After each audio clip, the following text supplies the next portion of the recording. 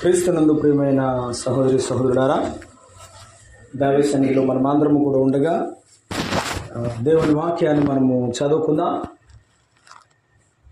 పరిశుద్ధుడైన మత్తయి రాసిన సువార్త 17వ అధ్యాయము 14వ వచనం నుండి మనం చదువుకుందాం. 14 నుండి మనము 18 వరకు చదువుకుందాం. వారు జనసమూహం యొద్దకు వచ్చినప్పుడు ఒకడు ఆయన యొద్దకు వచ్చి ఆయన ఎదుట మోకాళ్ళుని, ప్రభువా, నా కుమారుని కనునింపుము, వాడు చాంద్రరోగి అయి మిక్కిలి బాధపడుచున్నాడు. ఎలాగనగా అగ్నిలోను నీళ్లలోనూ తరచు పడుచున్నాడు.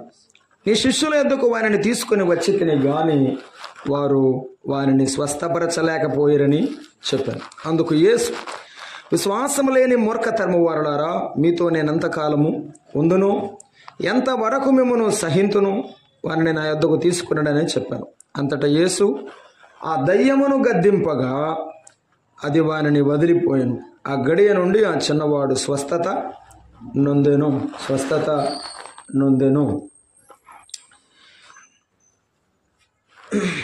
ప్రార్థన చేసుకుందాం. ప్రార్థన చేసుకొని లేఖనములో ఉన్న సారాంశాన్ని మనము అర్థం చేసుకుందాం. ప్రేమగల తండ్రి, స్తోత్రారుడైన దేవా, మీకు వందనాలు, స్తోత్రాలు చెల్లిస్తున్నా. మీ యొక్క సర్వోన్నతమైన, ఘనమైన, సర్వాధికారము కలిగిన మీ యొక్క నామమును బట్టి, మీ దైవ సన్నిధిని బట్టి మీకు స్తోత్రములు. మీ దినదాసులు, మా ప్రియులు వెంకటేశ్వరరావు గారు, సహోదరి జ్యోతిమ్మ, ఇద్దరును కూడా మీరు ఆశీర్వదించి ఇచ్చిన బిడ్డలకై స్తోత్రం. వారి విషయంలోనేమి, మీ దాసుని చేతి పని విషయంలోనేమి మీరు చెప్పిన కృపకాయ స్తోత్రములు. తండ్రి, మీ సహాయం కొరకాయ మీ వైపు కన్నులెత్తుచున్నాము, దయ చూపించాలి. ఒకడు నిష్ప్రయోజకుడు మీ పక్షమున నిలబడి ఉండగా మనిషిని మరుగు చేయమని మాతో మాట్లాడమని మా ప్రభు అయిన యేసుక్రీస్తు నామమున వేడుకొనుచున్నాము తండ్రి, ఆమేన్. ప్రభువునందు ప్రియమైన సహోదరులారా, మత్తయి సువార్త 17వ అధ్యాయంలో 14 నుండి మనం 18 వరకు చదువుకున్నాం. అక్కడ చాంద్రరోగముతో బాధపడుతున్నటువంటి ఒక కుమారుడు ఉన్నాడు. చాంద్రరోగం అంటే మూర్ఛ రోగం. అప్పటికప్పుడే పడిపోతుంటారు. అక్కడ వారికి ఏం జరుగుతుందో వారికి తెలియదు. అది సందర్భం. అయితే ఆ తండ్రి యేసు ప్రభు యొద్దకు వచ్చారు. మీరు గమనించండి, ప్రభువు దగ్గరకు వచ్చిన వారు ఎవరే గాని ఈ లేఖనములలో మనం చదువుకున్న భాగములో ఏవైతే వారు ప్రస్తావించారో, ప్రభువు స్వస్థపరిచిన ప్రతి స్థలంలో వాటినే ప్రస్తావించారు. బైబిల్ తీక్షణంగా చదివే వారికి ఈ మాటలు బాగా అర్థమవుతాయి. ఎప్పుడైనా ఒక వ్యక్తి దేవుని సహాయాన్ని కోరి వచ్చేటప్పుడు ఇవి కలిగి ఉండాలి. ఆ తండ్రి ఎలాగున ప్రభు దగ్గరకు వచ్చాడో, ప్రభువుని ఎలాగున అడిగాడో, ఏ విధంగా పొందాడో, అదే రీతిగా ప్రతి వ్యక్తి కూడా దేవుని దగ్గరకు వచ్చి ఈ రీతిగా అడిగితే, ఈ రీతిగా ప్రభువు దగ్గర తగ్గించుకొని ప్రవర్తిస్తే తప్పక దేవుడు సహాయం. అలాగున ఈ పద్ధతి ప్రకారంగా చేయకుండా చాలా మంది వెనుదిరిగి వెళ్ళారు, ఏ ప్రయోజనాన్ని పొందలేదు. ఒకడు వచ్చి యేసు ప్రభు దగ్గరకు వచ్చి, ప్రభువా, నిత్య జీవం పొందడానికి నేనేం చేయాలని అడిగాడు, కానీ నిత్య జీవాన్ని పొందకుండానే వెళ్ళిపోయాడు. ఇక్కడున్న భావం అది. మన జీవితంలో ప్రభు పాద సన్నిధిలో మనకు ఉండవలసిన శ్రేష్టమైన లక్షణాలు ఇక్కడ ఉన్నాయి. ఒకటి మనం చదువుకుంటున్నాము 14వ వచనంలో చూడండి. 17:14 మత్తయి సువార్తలో జనసమూహం దగ్గరికి ప్రభువారు వచ్చారు కదా. వచ్చినప్పుడు ఒకడు ఆయన యొద్దకు వచ్చి ఆయన ఎదుట, ఆ మాట పట్టుకుంది, మోకాళ్ళుని అనే మాట. రెండవ మాట, ప్రభువా, నా కుమారుని కరుణింపు. మొదటిదేమో అతని యొక్క వినయము, విధేయతను, తగ్గింపును తెలియచేస్తే, రెండవది అతని ప్రార్థనను తెలియచేస్తుంది. ఎవరైనా ప్రభు దగ్గరకు వచ్చేటప్పుడు తగ్గించుకొని రావాలి. మనం ఇప్పుడే విన్నాం కదా, నీవు చెప్పినట్టు నేను చెయ్యను, అవసరమైతే మా నదిలో మునుగుతాను కానీ నువ్వు చెప్పాల్సిన అవసరం లేదు అన్నాడు నయమాను. కానీ మనసు మార్చుకున్నప్పుడు దేవుడు అద్భుతం జరిగించాడు. మనం కూడా అంతే. ప్రభువైన యేసుక్రీస్తు వారు ఈ లోకంలో ఉన్నప్పుడు ఈ మోకాళ్ళు అనే అర్థాన్ని మనము జ్ఞాపకం చేసుకుంటాం. చాలా మంది యేసు ప్రభు దగ్గరికి వచ్చారు, పలు రకాలుగా పలు సందర్భాల్లో ప్రభు దగ్గరకు వచ్చారు వారు. మత్తయి సువార్తలో 9వ అధ్యాయంలో ఒక పేజీ తిప్పండి, 18వ వచనంలో మనం చూస్తాము. 18వ వచనంలో మనం జ్ఞాపకం చేసుకుంటాము. మత్తయి సువార్త 9:18 అక్కడే ఈ మాటలు వారితో చెప్పుచుండగా ఇదిగో ఒక అధికారి వచ్చాడు, ఆయనకు మొరొక్కి ఇప్పుడే చనిపోయినది ఉంచుమని ఆమె బ్రతుకుదని ఆయన ఎదుగు వచ్చి మొరొక్కి బ్రతిమాలు కొనుచు వేడు కొనుస్తున్నాడు అనే మాట ఉంది ఇంగ్లీష్లో అర్థం. మొరొక్కుటలో లేకపోతే మోకాళ్ళూరుటలో ఆయనను బ్రతిమాలుకున్నాడు. ఆ బ్రతిమాలుకొనుటలో బాధ ఉంది, ఆ వారు పడే కష్టం ఉంది, వేదన ఉంది. ఇక ఆ శ్రమ ఆ బాధ అంతా యేసు ప్రభు పాదాల దగ్గర పడివేసి అయ్యా నీవే సహాయం చేయాలి. మోకాళ్ళూనుటలో అర్థం ఏమిటంటే వేడుకొనుట లేకపోతే బతిమాలుకొనుట. ఇది వాస్తవం. మోషే గ్రంథం మనకు తెలుసు. 12వ అధ్యాయంలో 3వ వచనంలో ఒకడు మనస్సుని గలవాడై ప్రభు సన్నిధిలో పోరాడెను, దూతతో పోరాడి జయముందెను అని చెప్పి ఒక మాట రాస్తాడు. అతడు కన్నీరు విడిచి బేతేలులో అతనిని బతిమాలెను అని. దేవుని కన్నీళ్ళు దేవుని ఎదుట పోరాటం మనకు తెలియదు. పోరాటం ఇది బతిమలాడే పోరాటం. ఈ జీవన పోరాటంలో నీకు కలిగే సమస్యలలో దేవుని సహాయం కొరకు నీవు చేసేటువంటి బ్రతిమలాడుట లేకపోతే వేడుకొనుట ఇది అవసరం. అందుకే దావీదు ఎప్పుడు ఒక మాట చెప్తుంటాడు, యెహోవా నీ శరణు జొచ్చి ఉన్నా. ఎక్కడ? ఆయన పాదాల దగ్గర ఉన్నా. అయ్యా నీవు ఆకాశంలో ఉన్నావు, నేను నీ పాదాల దగ్గరే ఉన్నాను, నాకు సహాయం చేయమని. మోకాళ్ళునుట వేడుకొనుట బ్రతిమాలుకొనుట తెలియజేస్తుంది. మార్కు సువార్త 1వ అధ్యాయం 40వ వచనంలో మనం ఎప్పుడు జ్ఞాపకం చేసుకుంటాం. ఒక కుష్ఠరోగి ప్రభు దగ్గరకు వచ్చాడు. మోకాళ్ళునుటలో బ్రతిమాలుట ఒక అర్థం ఉన్నది. 1వ అధ్యాయం 40వ వచనం మార్కు సువార్తలో అక్కడ ఆయనతో వచ్చి మోకాళ్ళుని నీకిష్టమైతే నన్ను శుద్ధినిగా మోకాళ్ళు ఊనాడు. ఎందుకు? అడగడానికి సిద్ధంగా ఉన్నాడు. He's ready to ask him. దేవుణ్ణి అడగడానికి సిద్ధంగా ఉన్నాడు. తన మనసు తాను అంత సిద్ధం చేసుకున్నాడు. ఇక ఎవరేమనుకున్నా నాకు అక్కర్లేదు, ఎవరు నన్ను ఎగతాళి చేసినా నాకు అవసరం లేదు, కానీ నా బాధ పోవాలి, నా వేద పోవాలి, దేవుడే నన్ను చూడాలి. కాబట్టి ఆయన పాదాల దగ్గర పడిపోతాడు. మోకాళ్ళూరుటలో తన బాధను దేవుని ఎదురు కుమ్మరించాడు. మోకాళ్ళూరుడు దేవుని బతిమాలుకోవడం అర్థమవుతుంది. రెండవది, కుష్ఠరోగిని చూస్తున్నప్పుడు అతడు ఆ బాధను వ్యధను అంతా ప్రభు పాదాల మీద పెట్టినట్టుగా మోకాళ్ళు ఉంటున్నాడు. మనం అర్థం చేసుకున్నాం. ప్రభు దగ్గరకు వచ్చే మనము ఏ సమస్యలో ఉన్నామో, ఏ కష్టంలో ఉన్నామో, ఆ దేవుని సన్నిధిలో మన బాధనంతా ఆయన పాదాల దగ్గర ఉంచడానికి, ఆయన పాదాల దగ్గర సమర్పించడానికి వద్దాం. రెండవది, బ్రతిమాలుకుంటూ అడుగుతూ వద్దాం. ఈ చాంద్ర రోగము కలిగినటువంటి కుమారుని యొక్క తండ్రి కూడా అలాగే ప్రభు దగ్గరకు వచ్చి మోకాళ్ళు ఉన్నాడు. లూకాసు వార్త 5వ అధ్యాయంలో 8వ వచనాన్ని మనం జ్ఞాపకం చేసుకున్నాము. లూకాసు వార్త 5వ అధ్యాయము 8వ వచనాన్ని మనం జ్ఞాపకం చేసుకున్నాం. 5:8లో అక్కడ విస్తారమైన చేపలు పట్టారు. ఆ రోజంతా చేపలు పట్టారు, వాళ్ళకి చేపలు దొరకలేదు.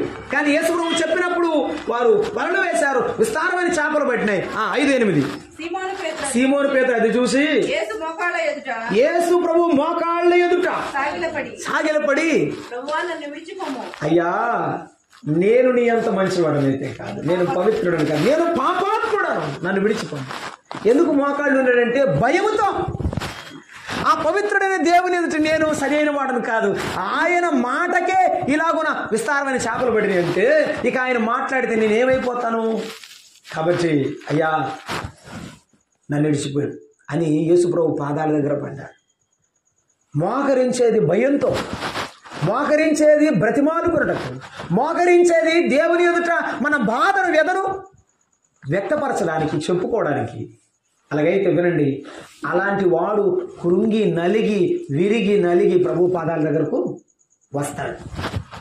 అలా వచ్చిన వాడే దేవుని యొక్క కృపను పొందుతాడు. ఈ విషయంలో మనం జ్ఞాపకం చేసుకుంటున్నాం. మత్తయి సువార్తలో మనం చదువుకున్న భాగానికి ప్రక్కనే 18వ అధ్యాయం 26వ వచనంలో ఒక మాట చూద్దాం. చూడండి, 18వ అధ్యాయం మత్తయి సువార్త 26వ వచనంలో, ఆ దాసుడు అతని ఎదుట సాగిలపడి మ్రొక్కి నా ఎడల ఓర్చుకొనుము. మ్రొక్కి అనే మాటలో అక్కడ ఏం చేస్తున్నాడు? సాగిల పడుతున్నాడు అని చెప్పాడు.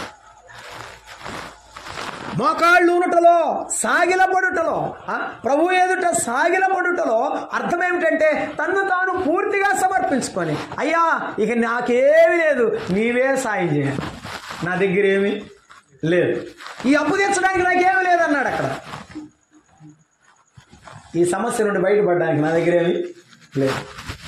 మా ఊళ్ళో ఉండేటప్పుడు అర్థం అదే. ఏ వ్యక్తి అయితే విరిగి నలిగిన మనసుతో, భయముతో దేవుని సన్నిధిలో తనకున్న బాధను సమస్త యావత్తును, మన చింత యావత్తును ఆయన మీద వేస్తామో అప్పుడు దేవుడు మన మోకాళ్ళ ప్రార్థనకు ఒక అర్థాన్ని, ఒక జవాబును ఇస్తాడు. ఈ చాంద్ర రోగము గలవాడు తండ్రి కూడా అలాగే యేసు ప్రభు దగ్గర మోకాళ్ళు నిన్నప్పుడు యేసు ప్రభు వారు అతని వైపు ఇలా చూశాడు. ఇంకేమైనా మాట్లాడతాడేమో మోకాళ్ళ మీద ఉన్నవాడు అని చూస్తుంటే ఏమన్నాడు అక్కడ 15వ వచనం, ప్రభువా నా కుమారుని కరుణింపు. అసలు ఈ పదము 4 సువార్తలో మీరు ఎక్కడున్నా ఏ వ్యక్తిని స్వస్థపరిచేటప్పుడైనా ఆల్మోస్ట్ 99% ప్రతి వ్యక్తి చెప్తాడు ఏమని? ప్రభువా. శతాధిపతి చెప్పాడు, ప్రభువా నీవు నా ఇంటిలోనికి వచ్చినకు నేను పాత్రుడును కాను. అమ్మా నీకెవరు శిక్ష విధింపలేదా? లేదు ప్రభువా, నాకెవరు శిక్షను విధింపలేదు. యేసుక్రీస్తు వారిని ప్రభువుగా అంగీకరించారు. అది అర్థం. మార్కు మనము లేఖనాల్లో జ్ఞాపకం చేసుకున్నాం. రోమాపత్రిక 10వ అధ్యాయం 9వ వచనంలో పౌలు భక్తుడు చెప్తున్న మాట మనం అందరం ఎరుగుదు కదా. ఏమని? ఎందుకు వారు అలాగూ ప్రభు అని అన్నారు? ఎందుకు అన్నారు? సాధారణంగా అనలేదు వారు. 10వ అధ్యాయం 9వ వచనంలో అదేమనగా యేసు ప్రభు అని. అది గుర్తుపెట్టుకోండి. యేసుక్రీస్తు ఎవరు? ప్రభువు. ఆయన ప్రభు అయినటువంటి దేవుడు. 135వ కీర్తన 5వ వచనం అన్నాడు, సమస్త దేవతలకు ఆయన ప్రభువు. కొలస్సీ పత్రిక 10వ అధ్యాయం 13లో చెప్పాడు, ఆయన సమస్త సృష్టికి ఆధారభూతుడు, ఆయనే ప్రభు. ఆయన ప్రభుత్వం భూమి మీద ఉన్నది, పరలోకములో ఉన్నది, భూమి కింద పాతాళంలో ఉన్నది. ఆయన సర్వాధికారం కలిగినటువంటి దేవుడు, ఆయన ప్రభువు. అవును, అందుకే ఆ చాంద్ర రోగం పెట్టిన కుమారుడు తండ్రి వచ్చినప్పుడు ఏమన్నాడు? ప్రభువా అన్నాడు. అయ్యా నువ్వు ఏమైనా చేయగలవాడు, అది నమ్మకం. నువ్వేమైనా చేయగలవాడవనే నమ్మకం. నేను పాత్రుడను కాదు. అక్కడ చూస్తున్నాడు, యేసు ప్రభు అని నీ నోటితో ఒప్పుకున్నానేమో. యేసు ప్రభు అని మనం ఒప్పుకోవాలి. ఒకటి ఆయన సమస్త దేవతలకు ప్రభు అయి ఉన్నాడు. 136వ కీర్తన 3వ వచనం చూడండి. 136వ కీర్తన 3వ వచనాన్ని మనం చదువుకుంటున్నాం. 136:3 చదువుకుంటున్నాము. ఏమంటున్నాడు అక్కడ కీర్తనకారుడు? 136వ కీర్తన 3వ వచనం. ఎవరికి ప్రభు అయినా? ఎవరికి ప్రభు? ప్రభువులకు ప్రభువు. ప్రభువులకు ప్రభు. ఈయన చక్రవర్తి. అంతకుముందు రాజులు ఉంటారండి. రాజుల కింద సామంత రాజులు ఉంటారు. ఈ రాజులకు పైనుండే మహారాజును ఏమంటారంటే చక్రవర్తి అని. యేసు ప్రభు ఎవరంట? ప్రభువులకు ప్రభు. ఆయన ప్రభువులకు ప్రభు. తిమోతి పత్రికలో కూడా రాశాడు కదా, 1 పేతురు పత్రికలో. మన ప్రభువు ఆయన శ్రీమంతుడును అద్వితీయుడైన దేవుడు, ప్రభువులకు ప్రభువును రాజులకు రాజునై ఉన్నాడు. ఆయన రాజులకు రాజు, మన ప్రభువు రారాజు. మన ప్రభువు ప్రభువులకు ప్రభు. ఆయన అధికారమే సర్వమైన అధికారం. ఆయన అధికారము నోటితో సముద్రమును ఆపిన అధికారం. ఆయన అధికారము నోటితో తుఫానును గద్దించిన అధికారం. ఆయన అధికారము తిమింగలము చాపకు ఆజ్ఞాపించినప్పుడు అది యోనాను మునిగినది మరలా ఆజ్ఞాపిస్తే యోనాను సముద్రము బయటకు తీసుకుని వచ్చి అరలా బల కక్కి వేసి విడిచిపెట్టి. ఆయన అన్నిటికీ ప్రభు అయినవాడు. ఆయన అన్నిటికీ ప్రభు అయినవాడు. 147వ కీర్తన 5వ వచనంలో ఇలాగంటున్నాడు. మన ప్రభు ఎటువంటి వాడో ఆయన చెప్తున్నాడు. సమస్త దేవతలకు ప్రభు, సమస్త సృష్టికి ప్రభు, ఆయన ప్రభువులకు ప్రభు, రాజులకు రాజు అయిన వాడు. కనుక మనము ఏమని పిలవాలంటే సహాయానికి వచ్చినప్పుడు నా ప్రభువా నీవే నా దేవుడు. 147వ కీర్తన 5వ వచనం ఏమంటున్నాడు? 140 మన ప్రభువు గొప్పవాడు. మన ప్రభు ఎవరు? గొప్ప ప్రభువు. ఆయన అధిక శక్తి గలవాడు. అది మితిలే. జ్ఞానం ఆయన దగ్గరే ఉంది, గొప్ప శక్తి ఆయన దగ్గరే ఉంది, బలం ఆయన దగ్గరే ఉంది, బుద్ధి ఆయన దగ్గరే ఉన్నది. అందుకే మన ప్రభువు ప్రభువులకు ప్రభువు. ఆయన అధిక శక్తి గలవాడు, అధిక శక్తి గలవాడు. ఆయన భూమికి కొలనూలును గీసినట్టుగా గీత గీశాడట. గిరి గీసి దీన్ని ఇట్లానే తిరగమన్నాడు. అందుకే ఈ రోజున భూమి గోళము, ఈ గోళమంతా ఆయన గిరి గీసిన గీతలో తిరుగుతుంది. కీర్తనాకారుడు అన్నాడు మరొక సందర్భంలో, నీవు శూన్యములో భూమిని వేలాడదీసితివి. ఈ బంతిని దేవుడు వేలాడదీశాడు. దేవుడు ఎంత మహత్తరమైన వాడు, ఎంత శక్తి గలవాడు. ఆయన ఆ దేవత్వం యొక్క పరిపూర్ణత అచంచలమైనది, మనము ఆలోచించలేనిది. రామపత్రిక 1వ అధ్యాయంలో మాటలు ఉంటాయి. ఆయన దేవత్వపు లక్షణాలను గురించి ఆలోచిస్తున్నప్పుడు తాను సృష్టించిన ఆ వస్తువులను ఆలోచించడం వలన ఆయన జ్ఞానమైన శక్తి తేటపడుతుంది. అలాగైతే వినండి, ప్రభు దగ్గరకు వస్తున్న మనము ఆయన శక్తిని ఎరిగి రావాలి, ఆయన ప్రభుత్వాన్ని అంగీకరించి రావాలి. ఆ చాంద్ర రోగము కలిగినటువంటి కుమారుడి తండ్రి ప్రభువా అంటూ ప్రభు యొక్క ప్రభుత్వాన్ని అంగీకరించాడు. అందుకే మనం చదువుకుంటాం సామెతల గ్రంథం 3వ అధ్యాయం 6వ వచనంలో ఏమంటాడు? నీ ప్రవర్తన అంతటి యందు ఆయన అధికారమునకు ఒప్పుకోరు. నీ జీవితంలో ఆయన అధికారానికి ఒప్పుకో. అవును ప్రభువా, నేను ఇప్పుడు నమ్ముతున్నాను, నా కుమారుని నీవు స్వస్థపరుస్తావు. నీవే స్వస్థపరచాలి, నేను ఎవరిని నమ్మడం లేదు, నీ మీద ఆధారపడుతున్నాను, నీ మీద ఆనుకుంటున్నాను, నీవు సహాయం చేస్తే నేను సంతోషిస్తాను, నా బిడ్డలు నేను సంతోషిస్తాను. అవును, ఇది మనకు ఉండాలి. ఆయన ప్రభుత్వానికి ఒప్పుకోవాలి, ఆయన నామాన్ని ఘనపరచడానికి ఇష్టపడాలి. అప్పుడు ఏం చేస్తాడు? దేవుడు మన ఇంట్లో అద్భుతాన్ని జరిగిస్తాడు. దేవుడు అద్భుతాన్ని జరిగిస్తాడు. ఈ రాత్రి వేళ దేవుని వాక్యం వింటున్న ప్రియులారా, నీ జీవితంలో దేవుడు అద్భుతం చేయకపోవడానికి కారణం ఏమిటంటే ఆయన అధికారానికి నీవు ఎన్నడూ ఒప్పుకోవడం లేదు. ఆయనను ప్రభువుగా నీవు గుర్తించడం లేదు. ఆయన సమస్తము ఏదైనా చేయగలవాడమని నీవు నమ్మడం లేదు. అసలు నయమాను పూర్తిగా నమ్మేవి రాలేదు. కొంత నమ్మి కొంత నమ్మకం వచ్చినట్టున్నాడు. వచ్చిన తర్వాత ఆయన ఏమనుకున్నాడంటే, నేనేమనుకున్నానో అట్లా చేయాలి దేవుడు. ఏమైనా చేయయ్యా, ముందు రోగం పోతే చాలా అనలేదు నయమాను. ఏమన్నాడు? నేనేదో అనుకున్నాను, నువ్వు వచ్చి నన్నే చేయి పెట్టి ఇట్లా చేస్తే బాగుపడతానని అనుకున్నాను, కానీ వాటి చేయట్లేదు అనుకున్నాను. మనం ఏమనుకుంటామంటే, దేవుడు మన జీవితంలో ఈ కష్టాన్ని, ఈ బాధను, ఈ అనారోగ్యాన్ని ప్రభువు ఈ ప్రార్థనతో తీసేస్తే అనుకుంటాం. మనం దేవుని యొక్క సంకల్పం ఎవరి ద్వారా ఎప్పుడు ఎలాగున జరగాలో ఆయన చిత్తానుసారంగా వాటన్నిటిని ఏం చేస్తాడు? జరిగిస్తాడు. అయితే మనం ఆయన చిత్తానికి ఒప్పుకోవాలి, ఆయన ప్రభుత్వానికి ఒప్పుకోవాలి. అప్పుడు మన జీవితాన్ని దేవుడు కనికరిస్తాడని ప్రభు వాక్యాన్ని బట్టి నేను మీకు తెలియజేస్తున్నాను. ఒకటి, మోకాళ్ళు నాడు అనే మాట. రెండవది, ప్రభువాని తన ప్రభుత్వాన్ని అంగీకరించాడనే మాట. మూడవది, నా కుమారుని కరుణించు. యేసు ప్రభు వారికి ఒక పేరు ఉన్నది. అదేమిటంటే ఆయన కరుణామయుడు, ఆయన కనికరించే కనికర సంపన్నుడు. ఎఫెసీ పత్రిక 2వ అధ్యాయం 4-5 వచనాల్లో రాయబడిన మాట. ఆయనను దేవుడు కరుణా సంపన్నుడై ఉండి అని చెప్పాడు. సంపన్నులంటే ఎవరు? దేశంలో సంపన్నులంటే బాగా ధనికులు, డబ్బున్నోళ్ళు అని అర్థం. అంతే కదమ్మా? అంతే కదా? సంపన్నులు అంటే వాళ్ళు, అంటే మీకు ఇంగ్లీష్లో చెప్తే అర్థమైందేమో, రిచ్ పీపుల్ అంటే. సంపన్నులు అంటే డబ్బున్న వాళ్ళని సంపన్నులు అంటారనమాట. కానీ యేసు ప్రభు దేంట్లో సంపన్నుడైనా? కరుణలో సంపన్నుడు. ఆయన ప్రేమించడంలో సంపన్నుడు. ఆయన వలె ఎవరు ప్రేమించలేరు, ఆయన వలె ఎవరు క్షమించలేరు, ఆయన వలె ఎవరు జాలిపడలేరు. అందుకే ఆ చాంద్ర రోగి అయినటువంటి వారి తండ్రి వచ్చి నేను ఈ బాధలు పెడితే నా మనసును అర్థం చేసుకునేవాడు ఒకడే.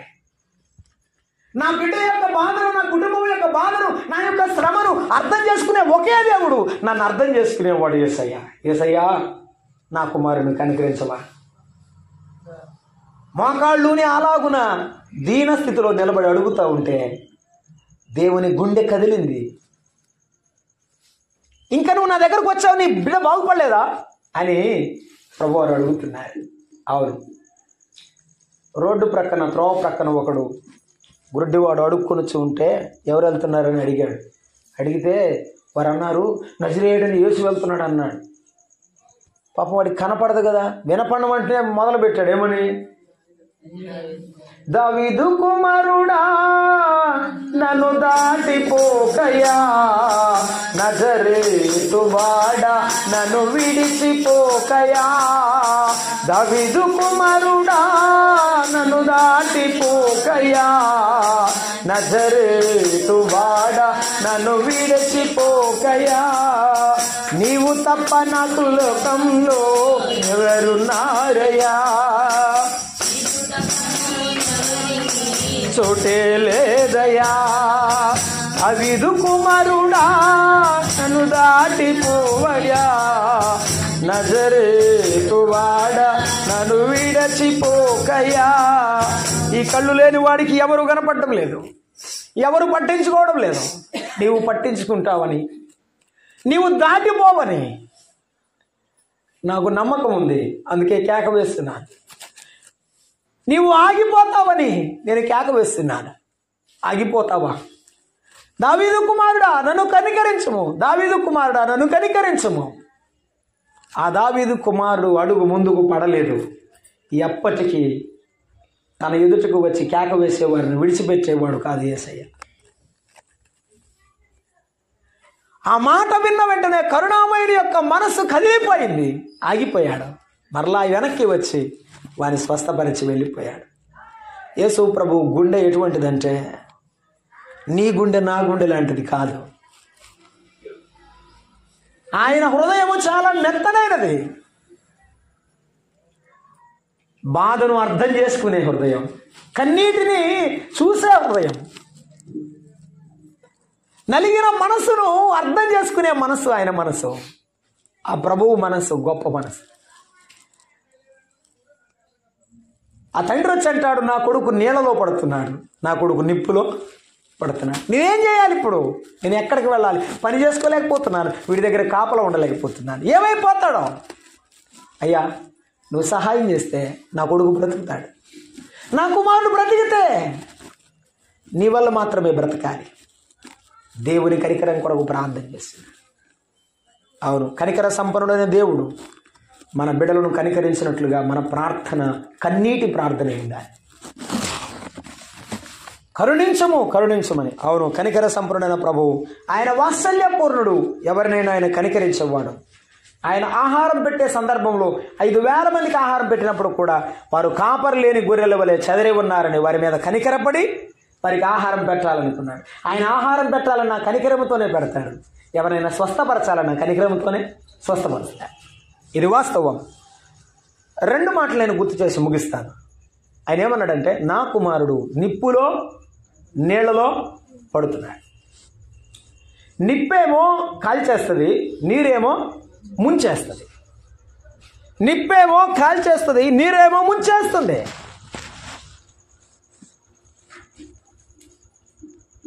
ఇప్పుడు కాల్చేసే నిప్పును గురించి నేను మాట్లాడడం లేదు. ఎందుకంటే చిన్నపిల్లవాడు కూడా తెలుసు నిప్పు పట్టుకుంటే కాలిద్దని.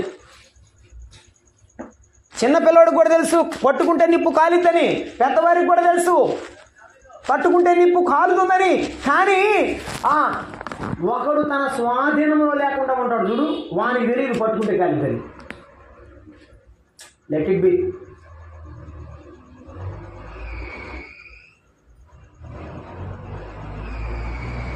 వాడి స్వాధీనంలో ఉండడు చూడండి. ఆ స్వాధీనంలో లేదు వాడికి కాలిపోలేదో తెలియదు. దీన్ని బట్టి నీకు అర్థమవ్వాలి ఒక మాట, ఒక సందర్భం మనం అర్థం చేసుకోవాలి. అదేమిటంటే, మానవులు తమ స్వాధీనంలో తాము లేరు. తమ స్వాధీనంలో తాము లేరు. వారు దేంట్లో ఒక దాంట్లో ఇరుకునబడి వారు కాలిపోవచ్చు లేక మునిగిపోవచ్చు ఉన్నారు. ఇంకొకసారి అన్నాడు, వారిని నష్టములోను నాశనములోని ముంచివేయుచున్నది అన్నాడు. గెరాసీనుల దేశంలో దయ్యం పట్టిన వాడి విషయంలో ప్రతి మానవుని యొక్క జీవితం, అతడు యొక్క చాంద్రరోగంతో అతడు బాధపడుతున్నాడు కాబట్టి ఎక్కడ పడతాడో అతనికి తెలియదు. ఈరోజున్న మానవుల పరిస్థితి చాలా విచిత్రంగా ఉంది. తిన్న తర్వాత తాగాలనుకున్నాడు, చక్కగా తాగాడు. ఎక్కడ పడుకున్నాడు తెలుసు ఏంటండి? మొన్న వానలు వచ్చినాయి కదా, తుఫాను వచ్చినప్పుడు బస్సు ఒకటి ఇటు వెళ్తుంది, పల్లివెలుగు బస్సు, ఇటేమో ట్రాక్టర్ వస్తుంది, రోడ్డు మధ్యలో నీళ్లు పోతున్నాయి, ఆడ పడుకున్నాడు. ఆడే పడుకున్నాడు. చాలాసార్లు చెప్తాను, ఈ మూల మీద ఈ కాలువ పక్కన ఏడ పడుకున్నాడు. కాలువ పక్కన మామూలుగా అరుగుల మీద కాదు, మామూలు మురుగుగుట్ట పక్కన. వారి స్వాధీనంలో లేరు. వారి జీవితాల్లో ఏ విధమైనటువంటి ఆశ లేరు. ఎందుకంటే వారు ఒకదానికి బానిసైపోయారు. ఆ బానిసత్వం వలన ప్రతి మనిషి తన జీవితంలో బాధపడుతుంది. ఏదో ఒక బానిసత్వంలో మానవుడు ఉన్నాడు, ఏదో ఒక రోగంలో మానవుడు ఉన్నాడు. అది శరీర రోగం అని చెప్పడం లేదు నేను. ఏదో ఒక వ్యసనం, ఏదో ఒక బానిసత్వం. ఆ పాపము బానిసత్వం చిన్నదైనా పెద్దదైనా మనుషులు పాపానికి బానిస.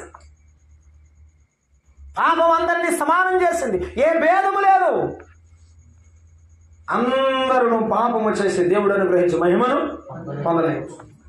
ఏ భేదము లేదు. చిన్నవారిని, పెద్దవారిని, ముసలివారిని, వయసులో ఉన్నవారిని, దాంపత్య జీవితంలో ఉన్నవారిని భేదమేమి లేదు.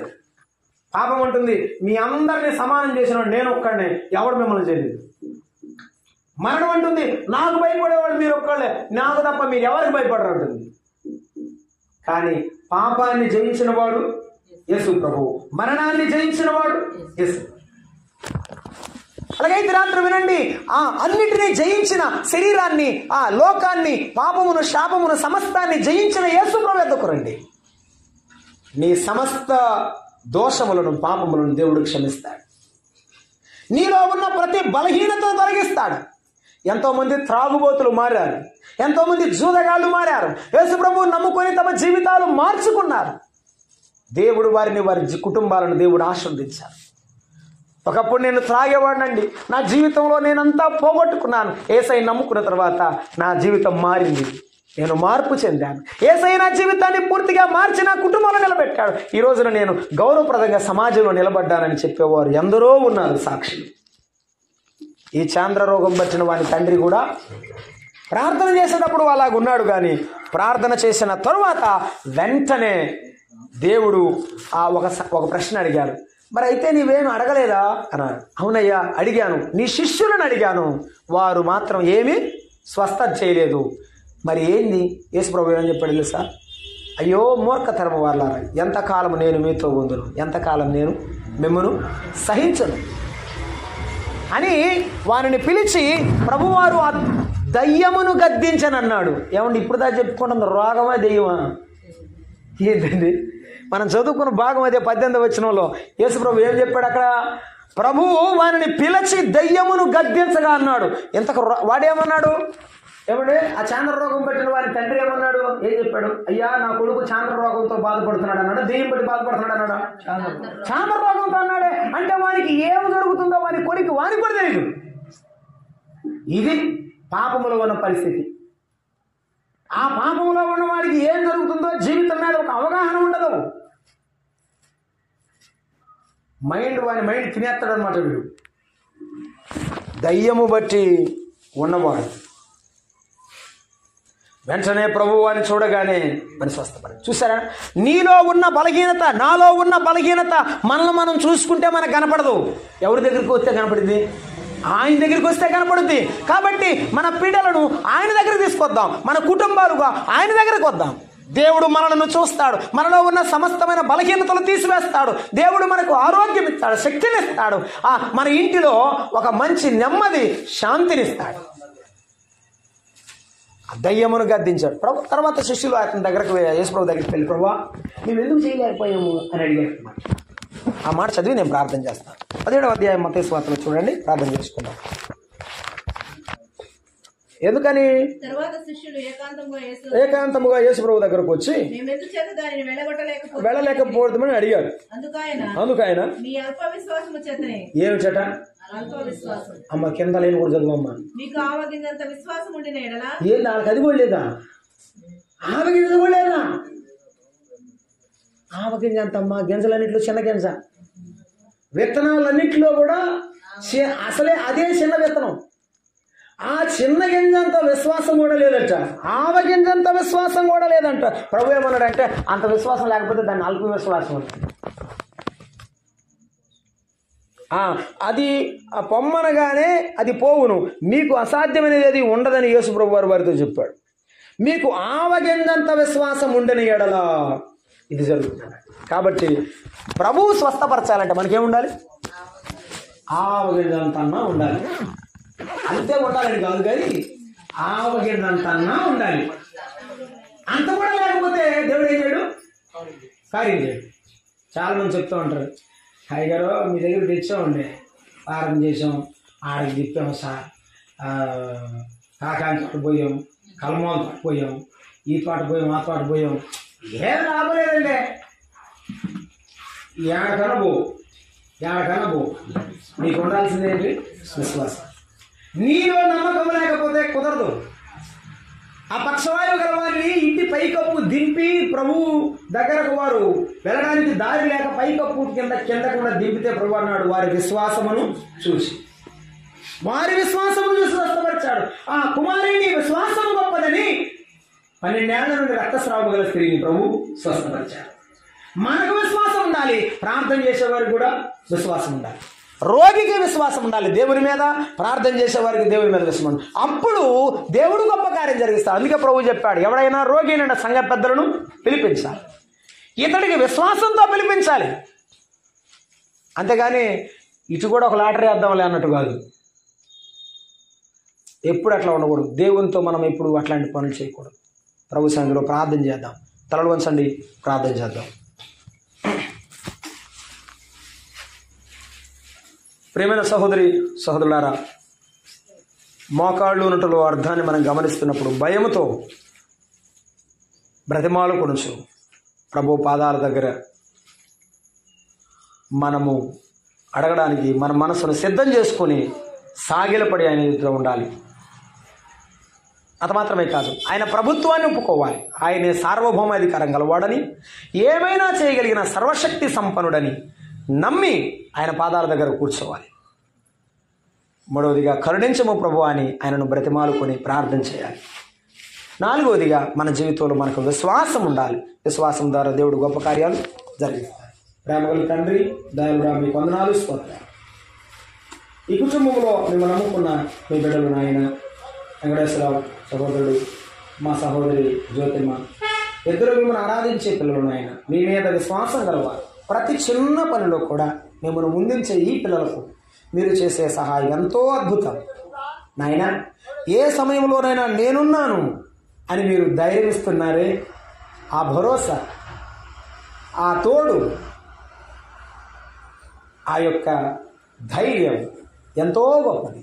ప్రభువా, బిడ్డలను ధైర్యపరచండి, బలపరచండి. మీ సన్నిధిలో మోకాళ్ళ మీద ప్రార్థనతో, శ్వాసముతో బలపరచండి. సాతాను శోధన తీసివేయండి, శరీరములో బలహీనతలు తొలగించండి. మీ నామమునకు మహిమ తెచ్చుకోండి. మా తండ్రి, మా ప్రభువా, ఈ రాత్రి వేళ మీ వాక్యం ఉన్న బిడ్డలు నాయన మీ శక్తిని గ్రహించను. ఈ లోకంలో మీరు మా కొరకు కలువరి శిలువలో చనిపోయి సమాధి చేయబడి తిరిగి లేచిన మీ యొక్క కలువరి బలియాగమును తలంచిన బిడ్డలు ఆకర్షించమని మా రక్షకుడైన క్రీస్తు యేసు నామమున వేడుకుంటున్నాం తండ్రి. ఆమేన్. అందరికీ వందనాలు.